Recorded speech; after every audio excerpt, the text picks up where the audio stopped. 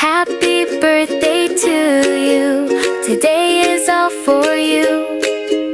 Blue sky, big cake, so much love. All your dreams come true. Blow the candles, make a wish. 1, 2, 3, let's go. You're the star that shines so bright. Best day ever. Whoa. Happy birthday to you. Happy birthday to you. Happy, happy day.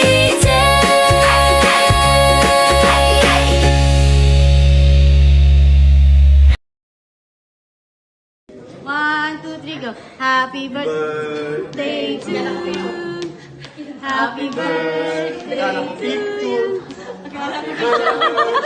Happy birthday. Happy birthday to you. Okay po. Picture. Abla na candle. Happy birthday, Ate Helen. God bless you more po. Patuloy ka lang kay Lord. We love you. Mwah. Happy birthday, Sister Helen. Stay pretty and then stay strong.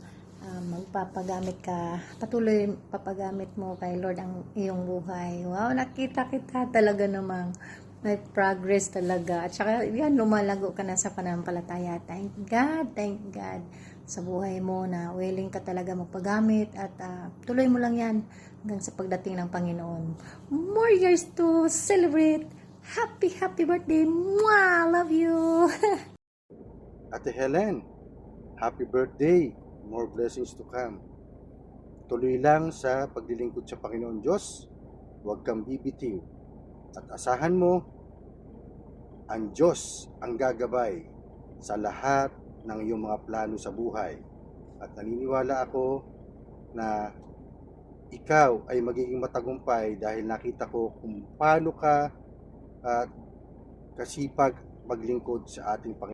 Happy birthday, Ate Helen. Patuloy lang sa paglilingkod sa ating Panginoon. God bless you and more birthdays to come. Happy birthday, Ate Helen! Patuloy lang po tayo, Ate Helen, magsilbi sa ating Panginoon. Ang sabi nga po sa Jeremiah 29:11.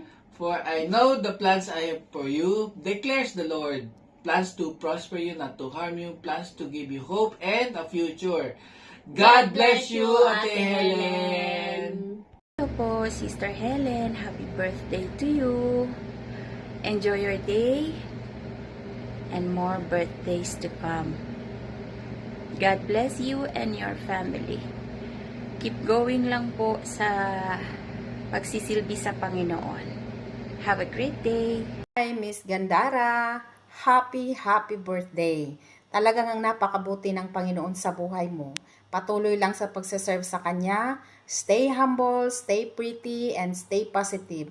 God bless you and happy Birthday po, Tita Helen. More blessings sa buhay niya po, Sis Helen. We love you. Hello po, magandang araw at isang maligayang kaarawan para kay Ate Helen.